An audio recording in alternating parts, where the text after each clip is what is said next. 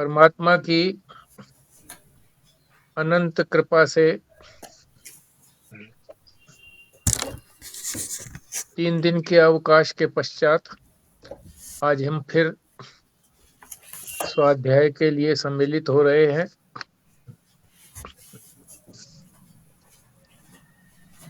आदि गुरु शंकराचार्य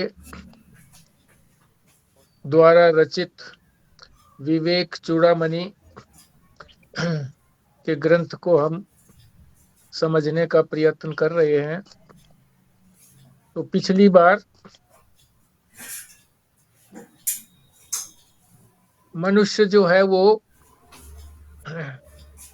विषयों से किस प्रकार बंधा हुआ है। हम सभी जो है ना विषयों से बंधे हुए हैं। विषय जो है सारे संसार में केवल 5 ही हैं। कौन कौन से? शब्द, स्पर्श, रूप, रस और गंध। 5 विषय। जितने भी संसार में पदार्थ हैं, इन 5 विषयों के अतिरिक्त,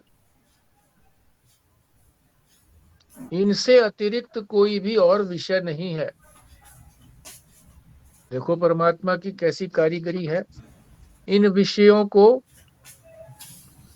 जानने के लिए हमें 5 ही ज्ञानेंद्रियां दी हैं।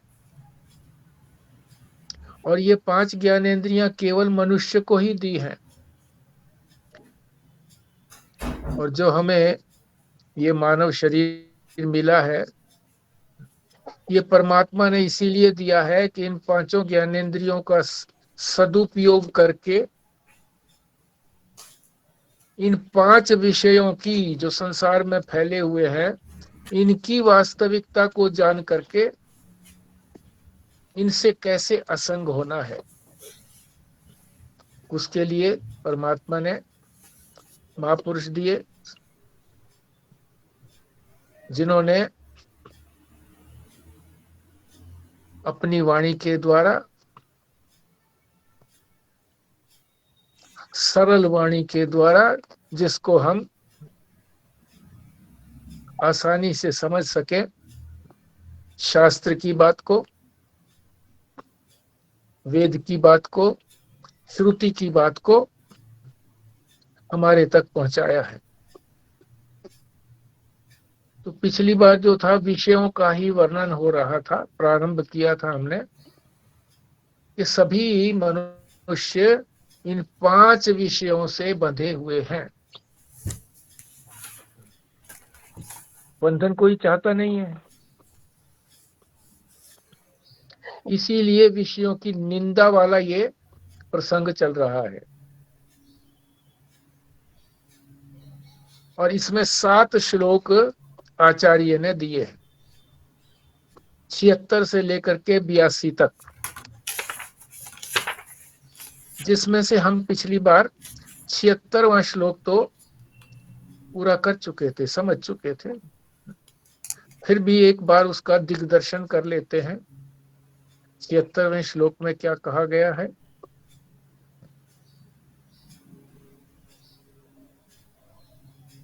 उसमें ये बताया गया है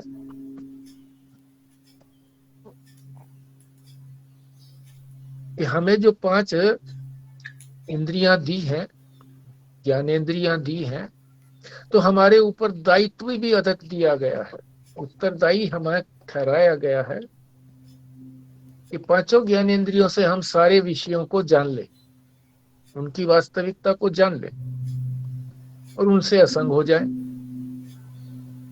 उदाहरण क्या दिया कि 5 प्राणी ऐसे हैं जो अपनी एक एक इंद्रिय से बंधे हुए हैं। कौन कौन से हैं? हिरण,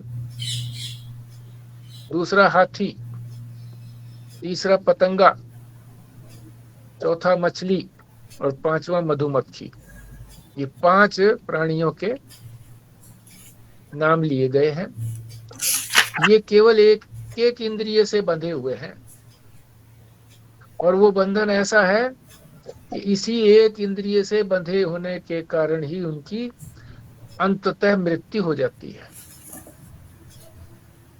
तो हरिण जो है या हिरण जिसके कहते हैं हम सामान्य भाषा में, को कौन सी इंद्रिय से बंधा हुआ है? हिरण जो है वो श्रवण इंद्रिय, जो कान की इंद्रिय है हमारी, सुनने की इंद्रिय, उसके कारण वो बंधन में आ जाता है और अंततः मृत्यु प्राप्त हो जाती है। मधुर स्वर, शिकारी जो है वो मधुर स्वर सुनाता है, जिससे वो मोहित होकर के वहीं पर खड़ा रहता है और उसे पकड़ लिया जाता है। हाथी स्पर्श इंद्रिय से बंधा हुआ है। स्पर्श इंद्रिय, स्पर्श इंद्रिय हमारी सारे शरीर में ऊपर की जो कवरिंग है, चमड़ी है, वो स्पर्श इंद्रिय है। स्पर्श। और सबसे अधिक जो स्पर्श इंद्रिय का सुख प्राणी मात्र को मिलता है वो है मूत्र इंद्रिय से। तो हाथी जो है वो कैसे पकड़ते हैं हाथी को, कि बहुत बड़ा गड्ढा खोद दिया जाता है, उसके ऊपर छोटी छोटी छड़ियां सी पतली पतली ऊपर से डाल दी जाती है और ऊपर घास फूस डाल दिया जाता है, और एक घास फूस की जो है वो हथनी उसके ऊपर बना के खड़ी कर देते हैं। जब दूर से हाथी देखता है उसको स्पर्श इंद्रिय के सुख की प्राप्ति के लिए, तो भागा हुआ आता है कि हथनी से मिलेंगे। भागता हुआ आता है, और जब उसका पैर पड़ता है उसके ऊपर, जो बिल्कुल जो ढक रखा था गड्ढा, वो हल्का सा एक पैर रखते ही एकदम वो नीचे गड्ढे में गिर जाता है, और फिर उसको पकड़ लिया जाता है। तो वो केवल एक इंद्रिय से पकड़ा जाता है, सारी उम्र बंधन में रहता है, मर मर जाता है बंधे बंधे। तो पहला था शब्द इंद्रिय से, शब्द से, यानी कर्ण से बंधा हुआ है, कान से।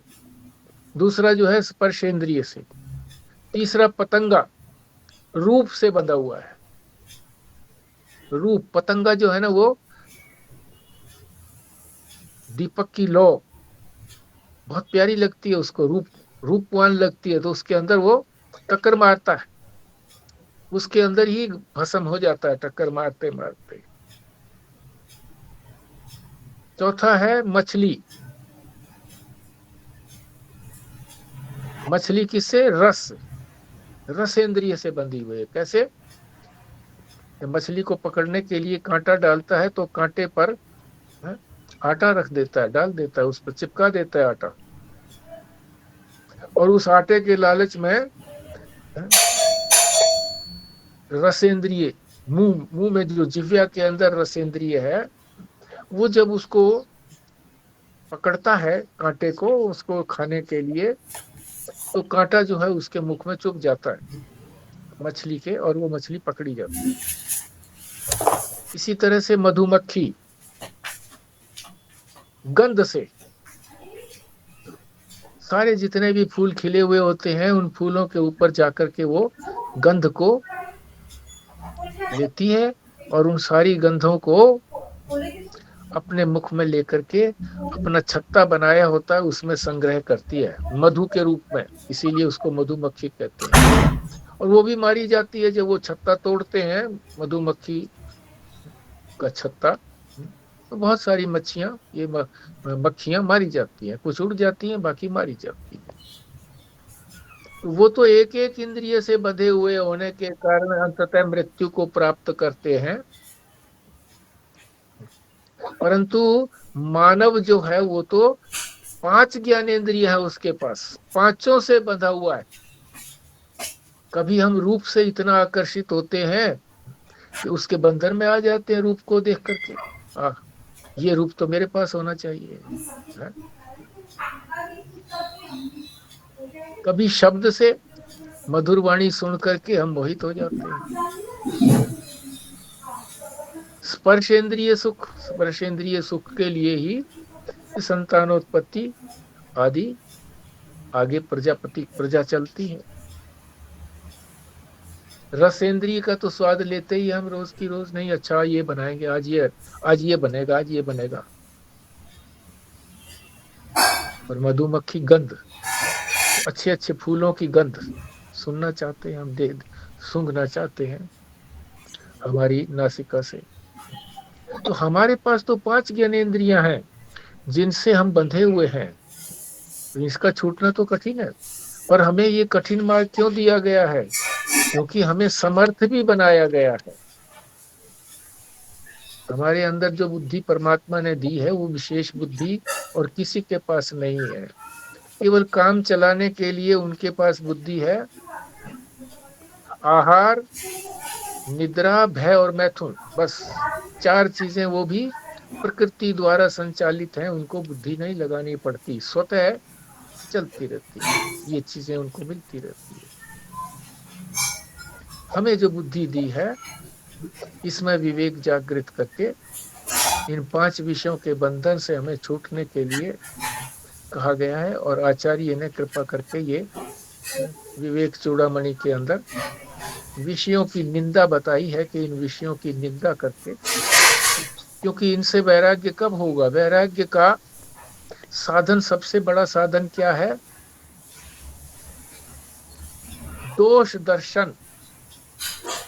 संसार में दोष देखें। निंदा का मतलब यही हुआ ना कि उसकी निंदा शास्त्र ने की है कि ये अच्छा नहीं है, बुरा है। तो दोष दर्शन करें, उसको दोष देखें और उनसे परे हटें।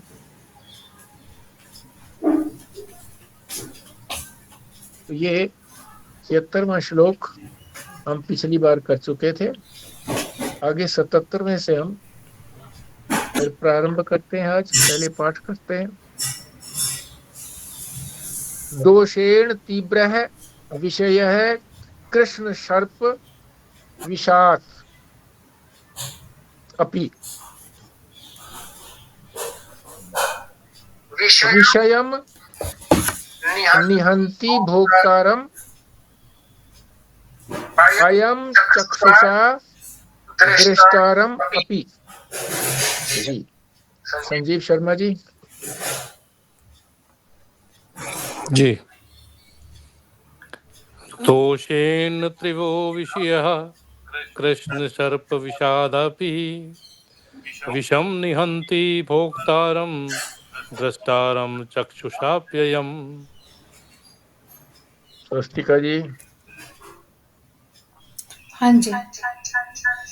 दोषेण तीव्रः विषयः कृष्ण सर्प विषादपि विषं निहन्ति भोक्तारं द्रष्टारं चक्षुषाप्ययम्। बल्ला जी। दोषेण तीव्रा विषय कृष्ण सर्प विषात् अपि विषम निहन्ति भोक्तारम अयम चक्षुषा दृष्टारम अपि। कृष्णा जी। हाँ जी। दोषेण तीव्र विषया कृष्ण सर्प विषादात विषम निहन्ति भोक्तारम् अयं द्रष्टारं चक्षुषा अपि। हाँ जी, और कौन बोलेगा? हाँ जी। दोषेण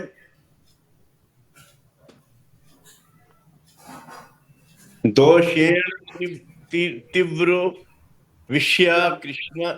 हेलो। ठीक है, ठीक है। दोषेण तीव्रो विषय कृष्ण सर्प विषादपि विषं निहन्ति भोक्तारं दृष्टारं चक्षुपायम्। और कोई रहता है तो बोले।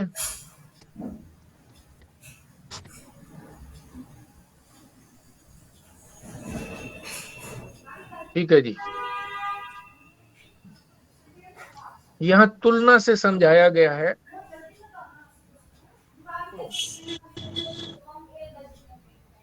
हाँ जी, क्या कह रहे हैं जी?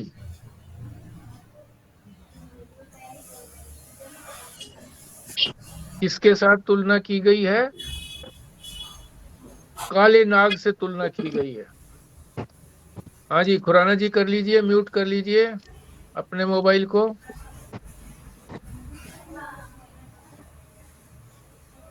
कर लिया जी। अच्छा, तो और किसका ये, और किसी का म्यूट नहीं हुआ है? कौन है वो?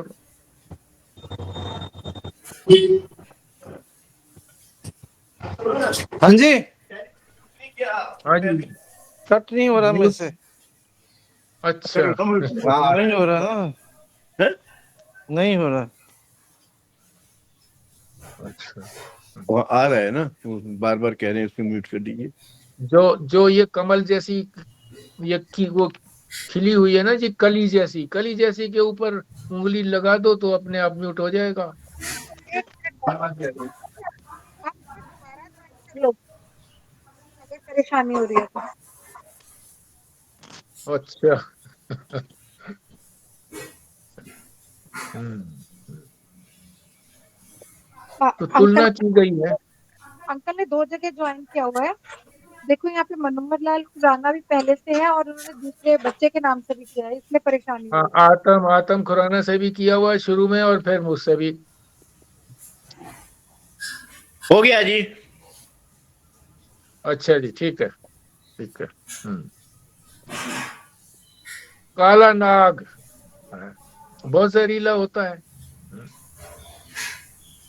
और उसकी तुलना किससे की गई है? विषय से। संसार में जो विषय है, शब्द स्पर्श रूप रसगंध। तो क्या कह रहे हैं पहली पंक्ति के अंदर? कि जो काला नाग है उसका विष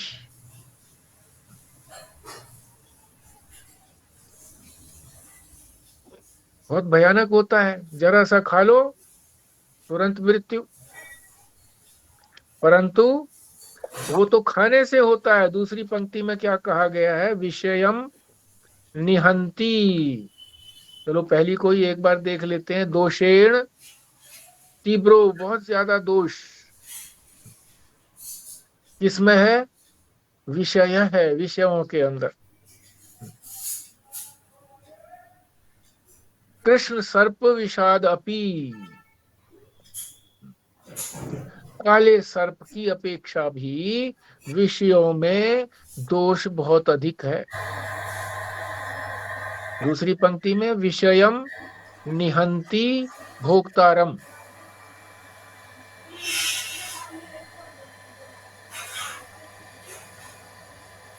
वो तो भोक्तारम का तात्पर्य है खाने से। वो विष जो नाग का, सर्प का विष है, उसको तो खाने से ही वो मार डालता है। निहंती माने मारना, मार डालना। विषयम विषम, जहर। परंतु दृष्टारम चक्षुषा अप्ययम, जो विषय का जो विष है, ये तो देखने से ही, दृष्टारम दर्शन करने से ही, आंखों से दर्शन करने से ही, किसी भी इंद्रिय से दर्शन करने से ही ये मार डालता है। इन्हीं विषयों में तो हम बंधे हुए हैं, और क्या। शब्द स्पर्श रूप रसगंध, इसी में बंधे हुए हैं।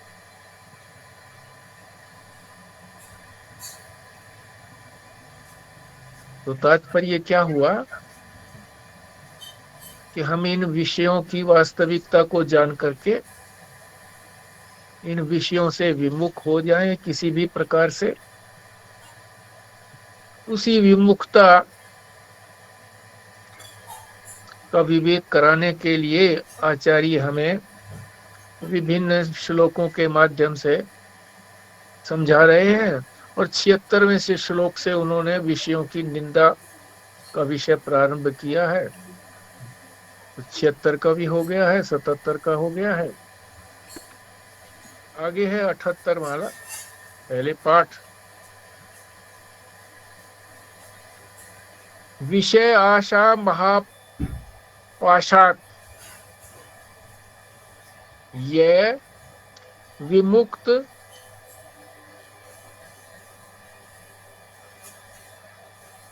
सद सुदुस्त्यजात स एव कल्पते मुक्त्यै न अन्य षट शास्त्र वेदी अपि। हाँ जी, संजीव शर्मा जी। जी। विषयाशां महापाशोद्धो विमुक्ता सुदुस्त्यजात् सा एव कल्पते मुक्तये नान्या षट शास्त्र वेदपि। स्वस्तिका जी। हाँ जी। विषय आशा महापाशात् यः विमुक्तः सुदुस्यत्यजात् स एव कल्पते मुक्ते नान्यः षट् शास्त्र वेद्य अपि। बल्ला जी। विषय आशा महापाशात् या विमुक्त सुदुस्यजात सा एव कल्पते मुक्तये न अन्ये षट शास्त्र वेदी अपि। कृष्णा जी। विषय आशा महापाशात् यह विमुक्त है सदुत्यजात स एव कल्पते मुक्ते न अन्य षड शास्त्र वेदी अपि। खुराना जी।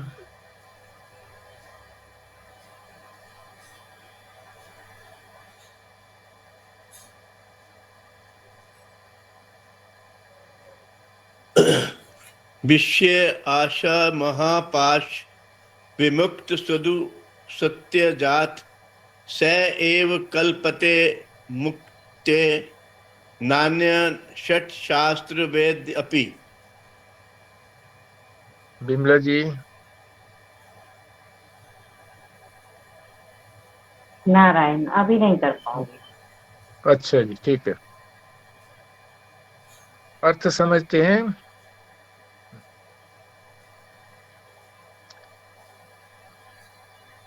विषय आशा, विषयों की आशा।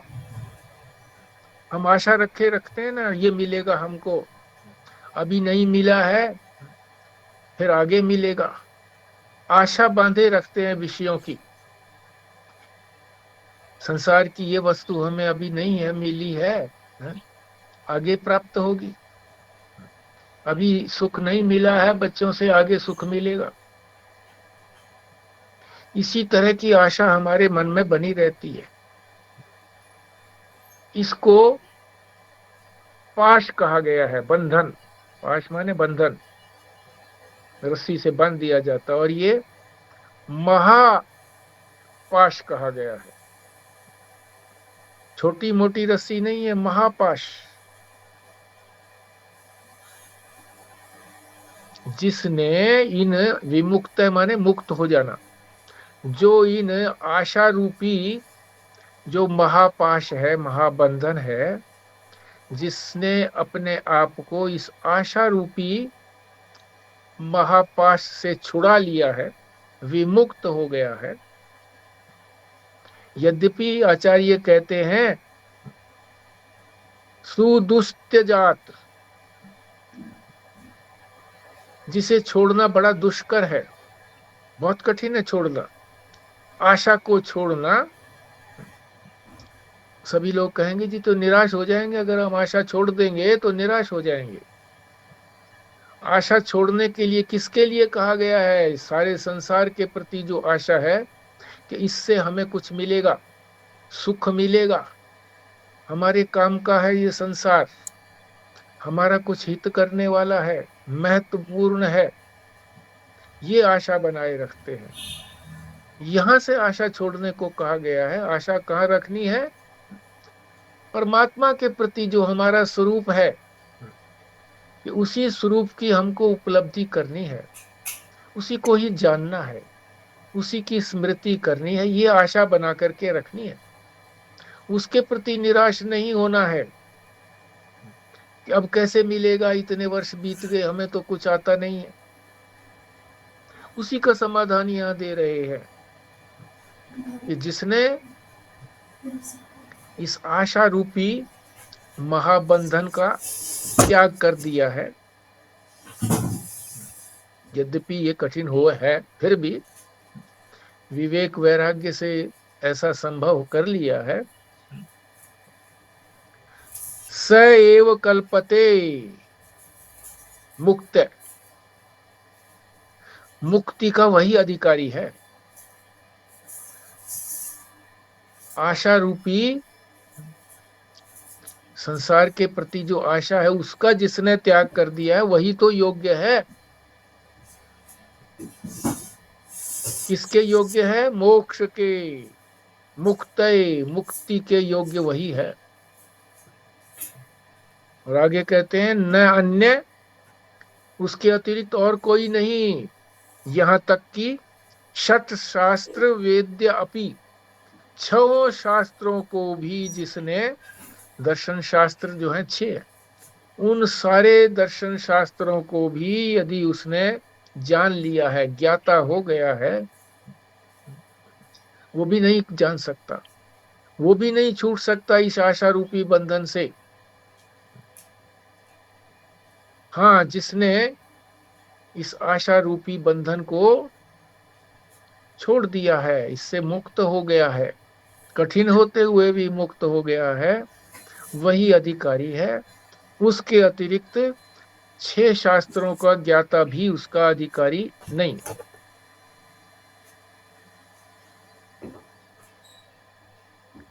तो आपसे अर्थ जो था पीछे वाले का हम पूछना भूल गए, बारी बारी से आप भी अर्थ करें इसका।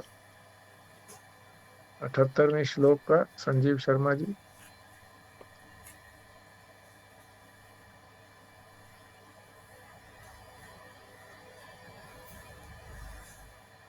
सत्रहवें श्लोक का ये भाव है जी कि विषय और आशा से जिसने अपने आप को मुक्त कर लिया है वही मोक्ष का अधिकारी है।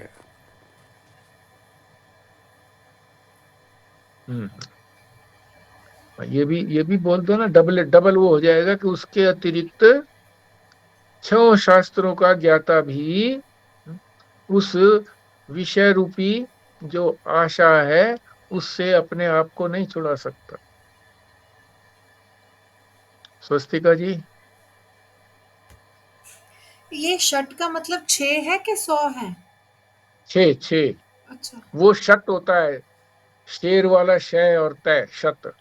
ये है शट। अच्छा। इसमें ना विषय आशा की के विषय आशा को महापाश कहा गया है।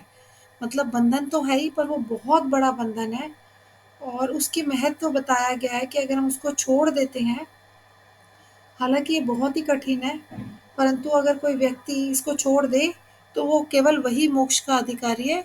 और अगर कोई मतलब उसको चाहे 6 शास्त्रों का भी अच्छे से ज्ञान हो तो भी वो मोक्ष का अधिकारी नहीं है, पर अगर उसने विषय आशा का के महापाश से मुक्त हो गया है तो वो मोक्ष का अधिकारी है।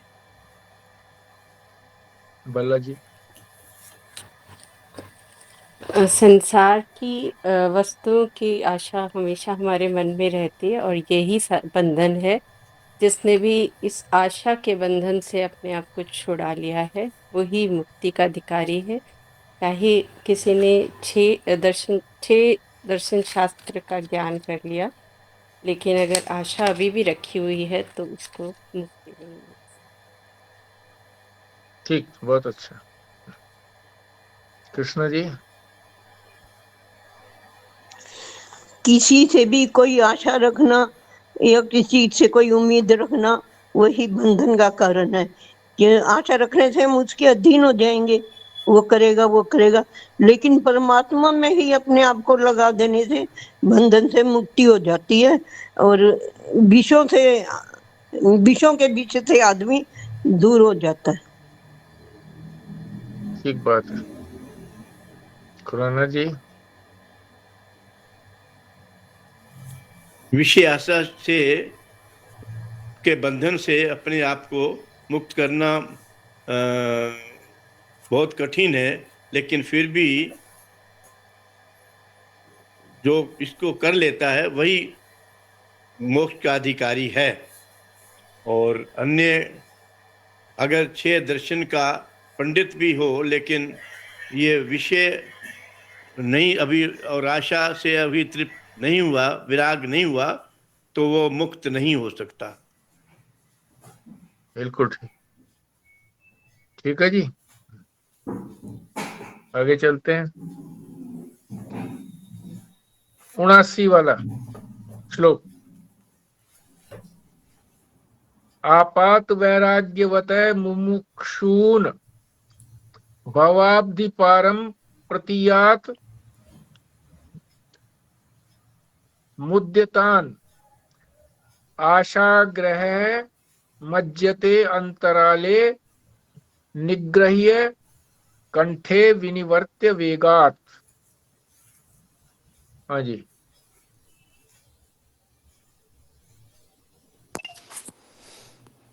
आपात वैराग्यवतः मुमुक्षुन भवाब्धि पारं प्रतीयातुम् उद्यतान् आशाग्रहे मज्जते अंतराले निग्रह कंठे विनिवर्त्य वेगात्।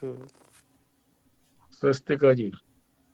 आपात वैराग्यवतो मुमुक्षून् भवाब्धि पारं प्रतियातुम् उद्यतान् आशाग्रहो मज्जते अंतराले निग्रह कंठे विनिवर्त्य वेगात्।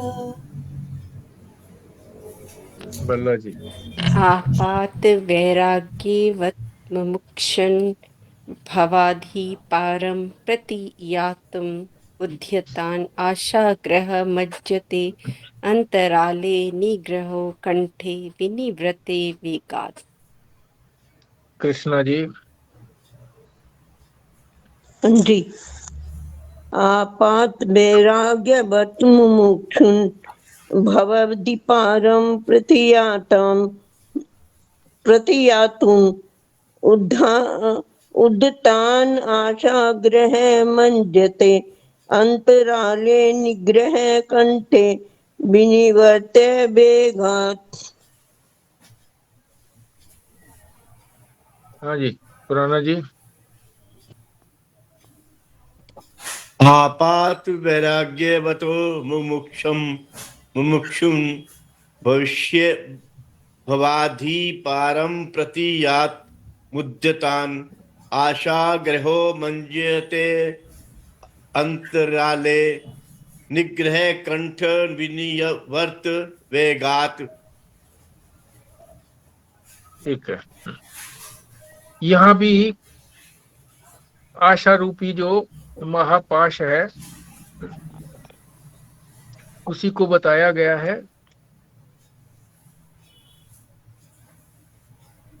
कि हम संसार सागर में पड़े हुए हैं। संसार रूपी जो ये दुखों का घर है उसमें हम आन पड़े हैं, तो उससे निकलने का साधन आशा को त्यागना ही है कि यहाँ से हमको कुछ मिल सकता है। जैसे समुद्र में यात्रा कर रहे हो और वहां प्यास लगी हो और हम ये सोचें कि ये समुद्र के जल से हमारी प्यास मिट जाएगी, नहीं मिटती है।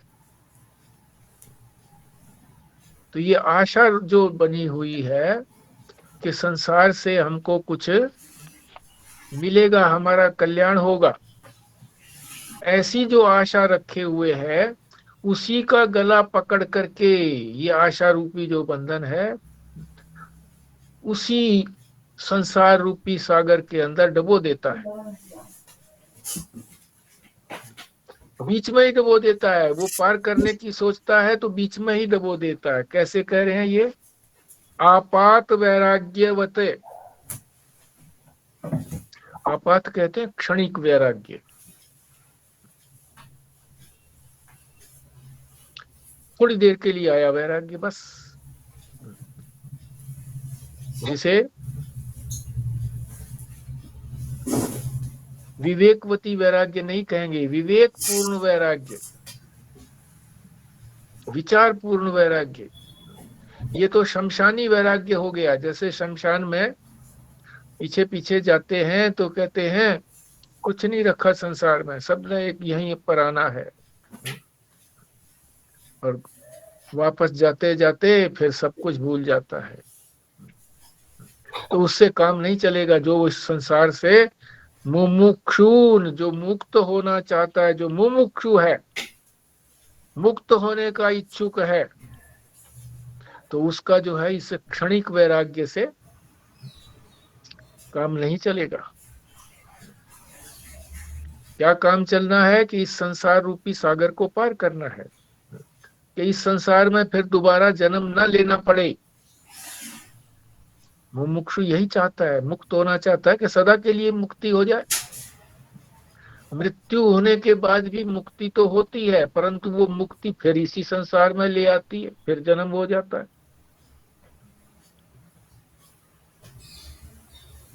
तो जो विवेकी है उसने निश्चय किया हुआ है कि मैंने आगे अगला जन्म नहीं लेना है, क्योंकि ये आशा रूपी जो ग्रह है उसके लिए उपाय क्या करता है कि इस आशा को त्यागना है, कि संसार से मुझे कुछ प्राप्त करने की इच्छा नहीं है। भवाब्धि पारम,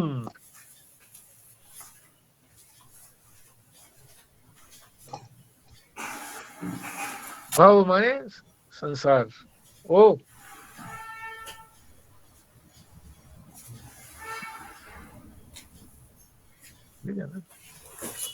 बराबर, अच्छा।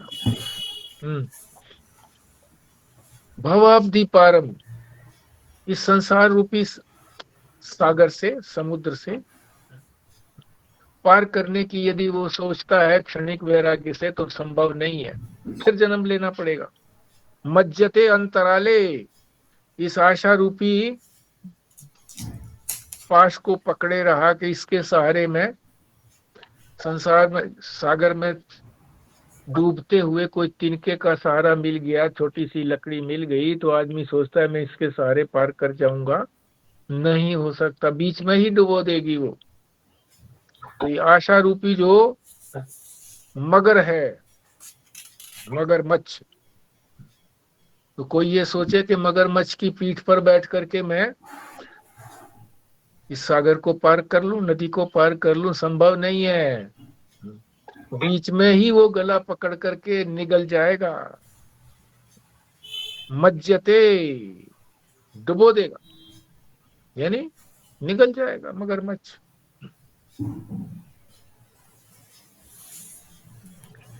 रास्ते में ही।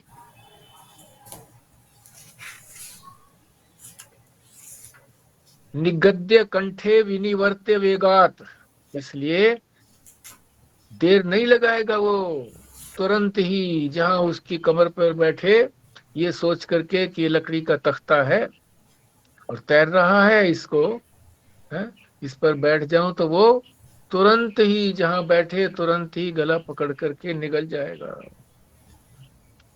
निगद्य, निग्रह कंठे है, गले से पकड़ लेगा। विनिवर्त्य वेगात, पीछे खींच देगा और तेजी से, देर नहीं लगाएगा, तीव्रता से वो उसको मार देगा। तो आशा रूपी जो मगरमच्छ है, पहले उसको कहा गया था बंधन, महापाश। इस श्लोक में जो है उसको कहा गया है मगरमच्छ। इस मगरमच्छ से कोई आशा नहीं रखनी। संसार को मगरमच्छ कहा गया है। संसार के अंदर जो विषय है वही तो सारा संसार है। आगे बढ़ते हैं। 80 का लो पाठ करते हैं।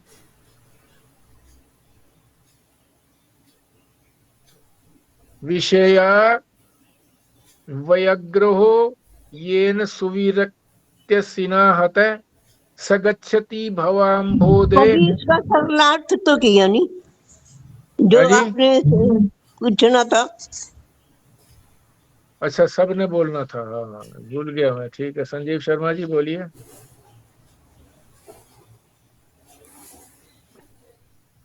जी, जिस साधक को क्षणिक वैराग्य है या शमशान वैराग्य है, उसको ये विषय भोग जो है बीच सागर में ही उसको गर्दन से पकड़ करके वापस खींच लेते हैं। इसलिए जब तक दृढ़ वैराग्य नहीं होगा तब तक मोक्ष की प्राप्ति नहीं होगी। ठीक, स्वस्तिका जी। इस श्लोक में आचार्य शंकर ने कहा है कि जिनको दृढ़ वैराग्य है, विवेक जनित वैराग्य है, वो ही केवल मोक्ष के अधिकारी हैं। और यदि हमें प्रतीयमान, मतलब अगर हमें क्षणिक वैराग्य है या दुख जनित वैराग्य है, तो वो वैराग्य हमें ज़्यादा टाइम तक संभाल नहीं पाएगा और हम वापस इस दुखालय में वापस आ जाएंगे। क्षणिक वैराग्य से मुक्ति नहीं होगी, मिल सकती है जब तक कि अ, विवेक और विवेक से पूरा वैराग्य नहीं होगा। अगर क्षणिक वैराग्य से वो जो आशा रूपी मगरमच्छ है वो हमें पकड़कर खींच कर फिर से उसमें संसार सागर में डाल दे। ठीक, कृष्णा जी।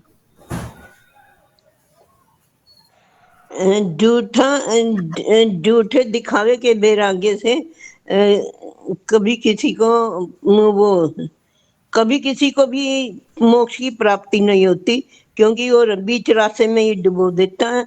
इसीलिए पूरा पक्का वैराग्य होगा तभी हम संसार सागर से छूट सकते हैं। खुराना जी।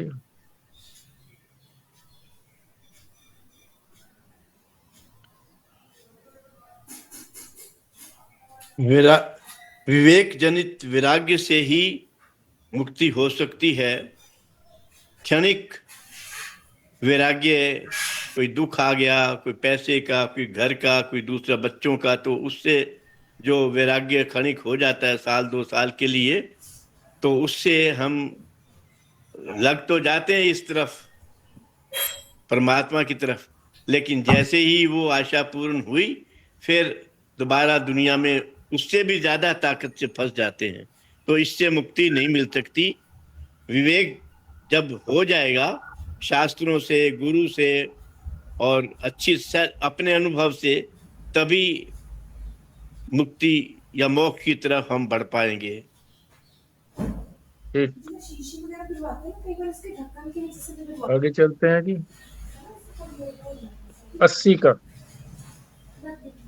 80वां श्लोक।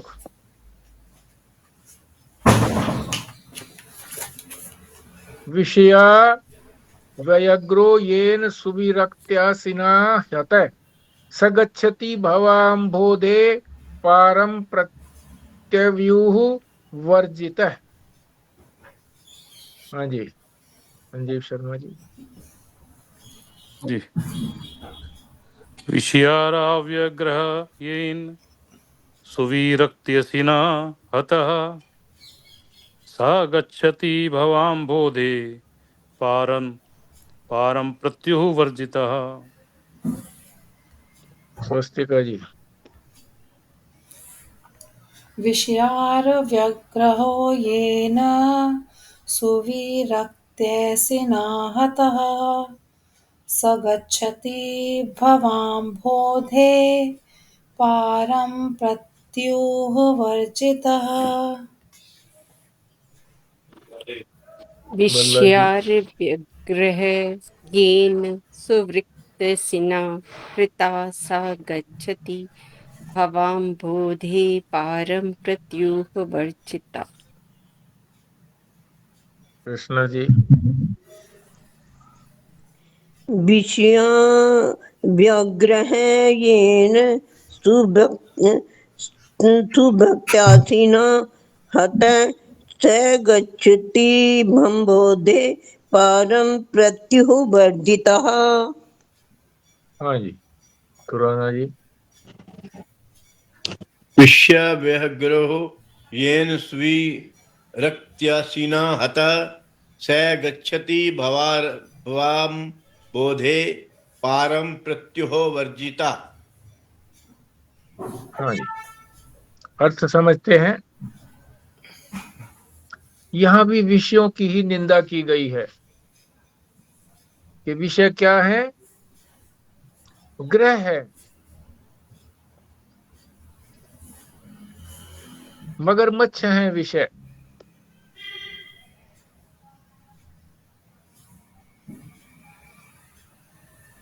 येन सुविरक्त्य सिनाहते, इनको हत कर देना, यानी इनको काट देना है। विषय नामक जो ग्रह है, मकर है, इनको काट देना है। कैसे, किससे काटना है? सुविरक्त्य सिना, विरक्ति कहते हैं वैराग्य, असी कहते हैं तलवार को, और सु का मतलब होता अच्छी तरह से। वैराग्य रूपी तलवार से अच्छी तरह से काटना है।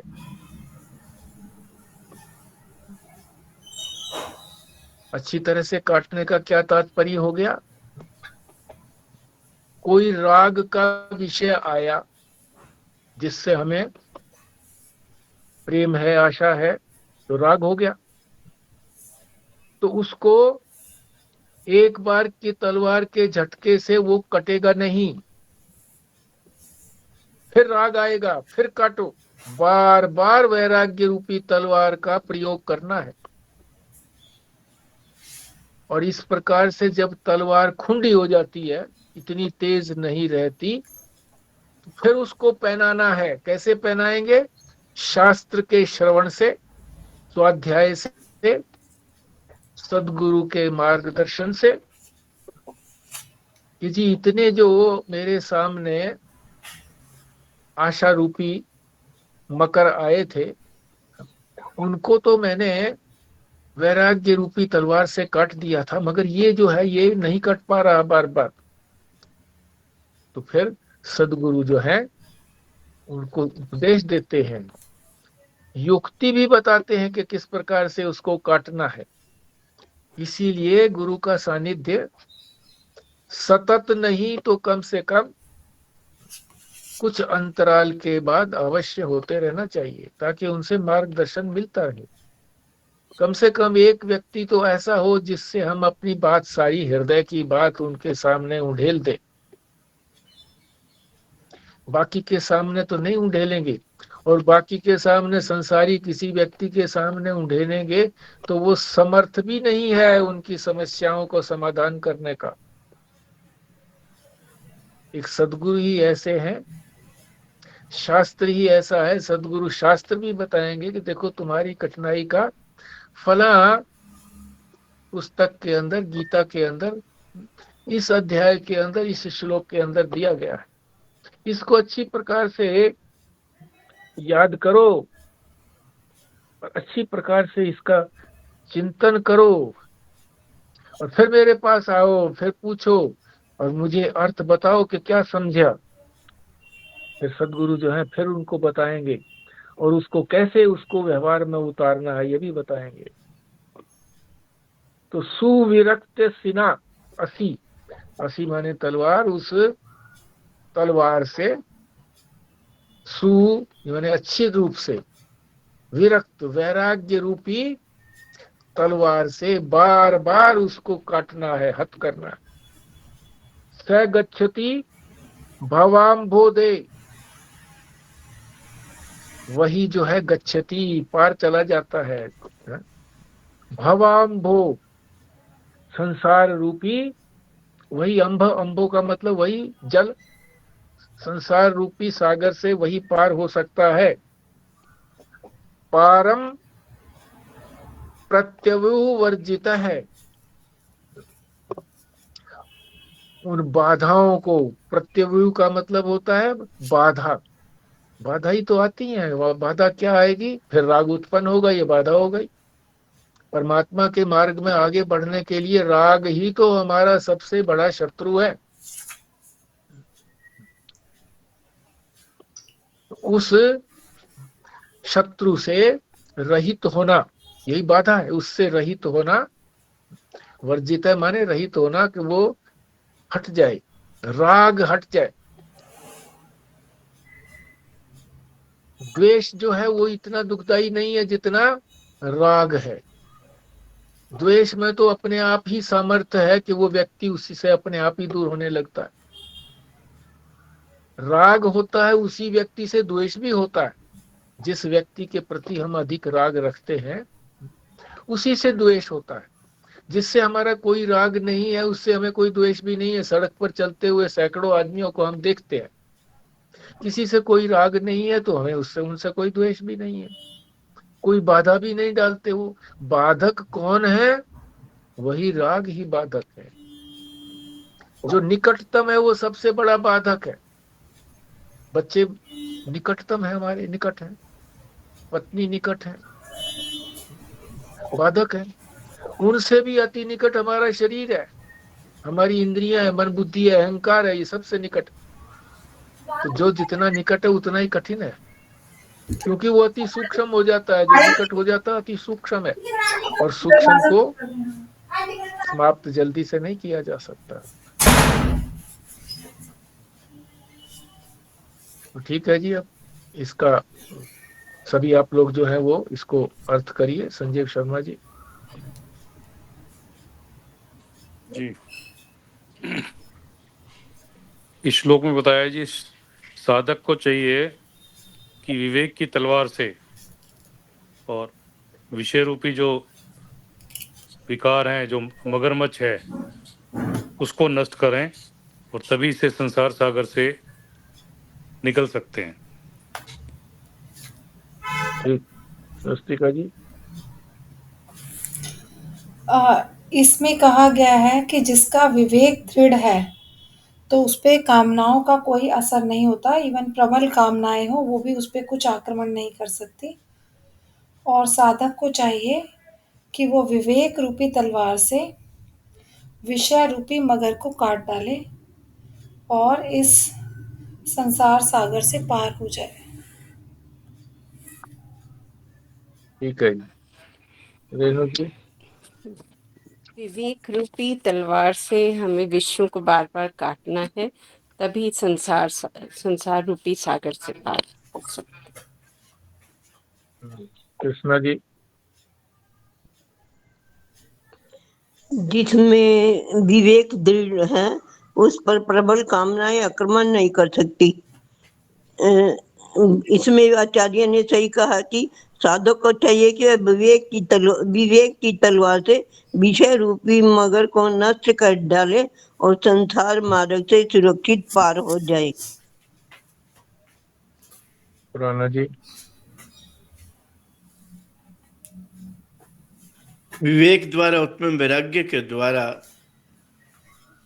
की तलवार से हम जब विषयों रूपी मगरमच्छ को काट देंगे, मार देंगे, तभी ही मोक्ष की तरफ या परमात्मा की तरफ बढ़ सकते हैं। लेकिन ये है बहुत मुश्किल जी, बहुत मुश्किल है। पहले वैराग्य होता है और फिर आदमी दोबारा फंस जाता है, फिर होता है, फिर दोबारा फंस जाता है। इसको तो पार पाना बहुत मुश्किल लगता है जी। आप भी कुछ समझाइए। इसीलिए आचार्य शंकर कह रहे हैं ना, सुविरक्त्य असि, यानी दृढ़ वैराग्य, उस वैराग्य रूपी तलवार से बार बार काटना है। एक विषय को काट दिया, दूसरा विषय आ गया।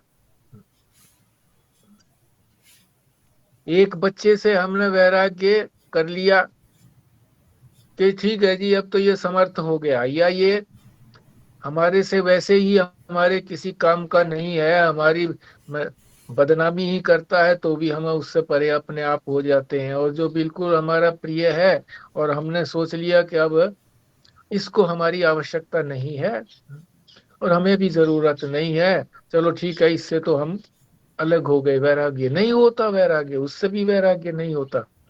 उससे वैराग्य हो गया तो दूसरा कोई चिपक जाता है। अभी तो ये दूसरा तो छोटा है, ये लड़की जो है ये तो कमजोर है, इसकी तो मदद मुझे करनी ही पड़ेगी।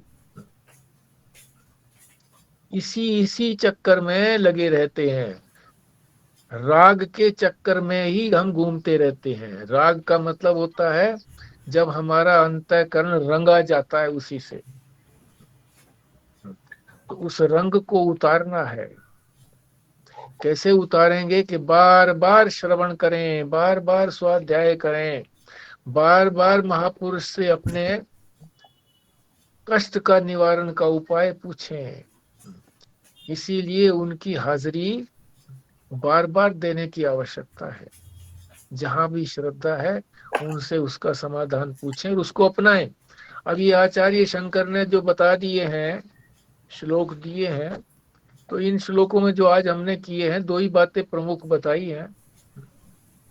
एक तो ये बताइए कि हमारी जो इंद्रियां हैं, पांचों ज्ञानेंद्रियां, इन्हीं के माध्यम से हम बंधते हैं। और जो पांच प्राणी बताए वो तो अपनी एक एक इंद्रिय से बंद करके मृत्यु को प्राप्त करते हैं। हमारे को तो ये पांचों ज्ञानेंद्रियों से बंधे हुए हैं हम। ये पांचों ज्ञानेंद्रियां हमें इसलिए दी है परमात्मा ने कि हम इन पांचों ज्ञानेंद्रियों का सदुपयोग परमात्मा की प्राप्ति के लिए करें। उसी के लिए भगवान ने मनुष्य जन्म दिया और साथ में बुद्धि दी और शास्त्र दिया, वेद दिया और सदगुरु दिए। तो कठिन नहीं है। अपने स्वरूप की प्राप्ति में क्या कठिनाई है? मैं हूं कि नहीं? मैं तो हूं।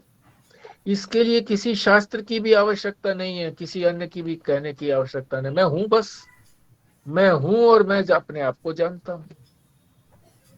तो कोई कठिनाई नहीं है। जो अपनी चीज है, वास्तविकता के ज्ञान में, झूठ में तो है बड़ी कठिनाई रहती है। वास्तविकता में कठिनाई नहीं है, बस समझने की ही देर है। समझ करके हम उसको उसी प्रकार से आचरण करें। अब जैसे ये 4-5 श्लोक हमने किए हैं, तो इन श्लोकों को केवल यही नहीं है कि हमने पढ़ लिया तो पर्याप्त हो गया। इस वैराग्य रूपी तलवार को उपयोग में लाएं। प्रतिदिन हमारा कहीं ना कहीं राग होता है। उस राग से कम मुंह तो फेर लें।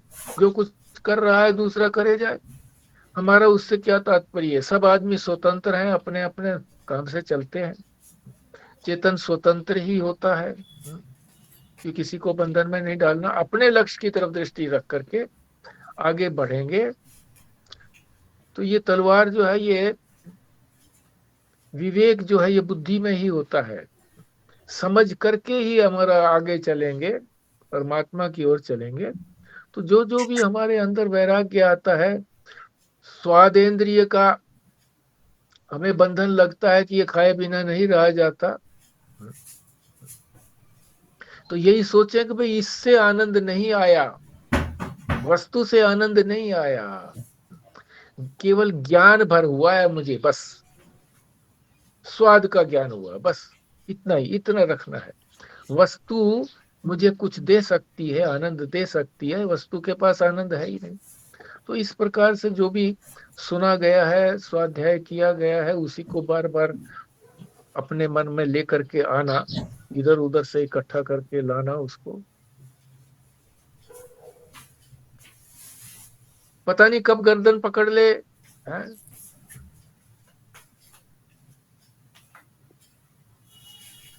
यमराज कब अपने वो उनको भेज दे और गर्दन पकड़ी जाए, तो फिर जो राग किया है उसका क्या बनेगा? कुछ नहीं कर सकते हम। तो यही सोच करके कि भाई मुझे उसने अब कल लेकर के ही जाना है, तो आज मैं वैराग्य ना करूं, बस आज मैं राग ना करूं किसी से। जो होता है, जैसे प्रकृति कर रही है, सबका काम अपने आप होने दो। तो चिंतन करते रहेंगे, इधर के लिए अवेयर रहेंगे, तो बात बन जाएगी। ठीक है जी।